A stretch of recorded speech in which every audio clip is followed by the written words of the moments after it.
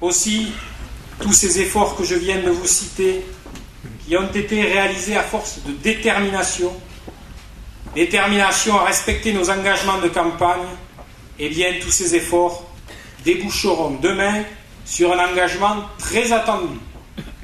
En effet, je vous annonce officiellement que je proposerai le 19 janvier, à l'occasion du débat d'orientation budgétaire, une augmentation de 0% du taux communal d'imposition. À force de conviction et par respect pour ceux qui nous ont fait confiance, j'ai en ce moment une grande satisfaction à aboutir dans un domaine tant attendu par chaque cadurcien.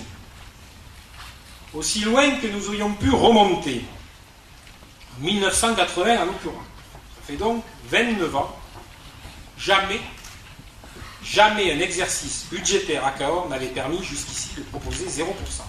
Et ce n'est pas anodin, parce que j'aimerais vous faire toucher du doigt, si je peux m'exprimer ainsi, c'est que proposer 0% d'augmentation du taux communal, c'est réaliser davantage d'économies que celles qui peuvent être au premier abord visibles sur le budget. Il faut bien en effet comprendre une chose, c'est qu'à l'instant même où l'on compose un exercice budgétaire, il existe nombre de dépenses incompressibles, à l'augmentation et dont le niveau échappe à notre décision. Je pense au versement effectué pour les crèches de la ville, à la participation au SDIS, à l'augmentation des charges d'intérêt, qui sont cette année de 9,2%, soit une hausse de 169 000 €. Ça fait un peu plus d'un point d'impôt. Une conséquence évidente des investissements disproportionnés antérieurement réalisés. Je pense également à ce que les spécialistes appellent le glissement vieillesse-technicité, qui traduit l'amélioration des carrières des agents d'une collectivité et qui augmente automatiquement d'environ 3% la masse salariale de l'année précédente.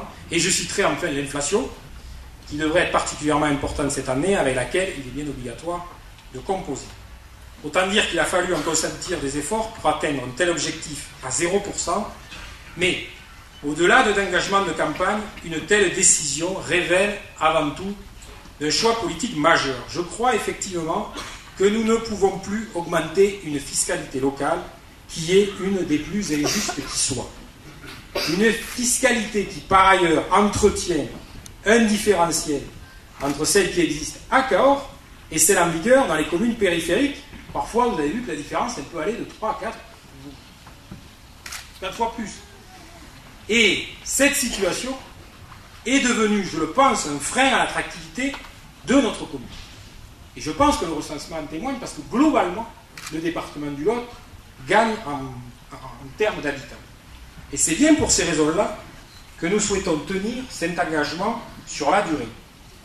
Une orientation qui permettra de s'inscrire dans une démarche plus vertueuse sur un plan budgétaire et ainsi qui nous assurera des marges de manœuvre supplémentaires pour conduire des politiques ambitieuses pour notre ville.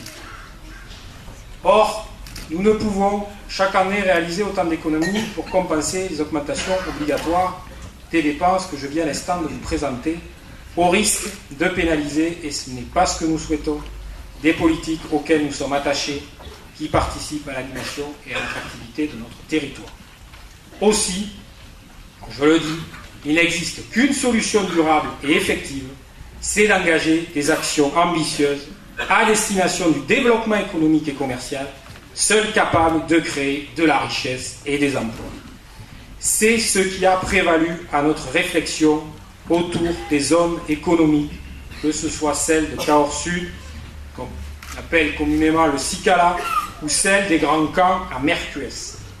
C'est évidemment au sein de la communauté de communes, qui est compétente en la matière, qu'une stratégie est en train de voir le jour depuis plusieurs mois, et nous venons à ce titre d'enregistrer l'adhésion à la communauté de communes du pays de Cahors de Caillac et de Surac.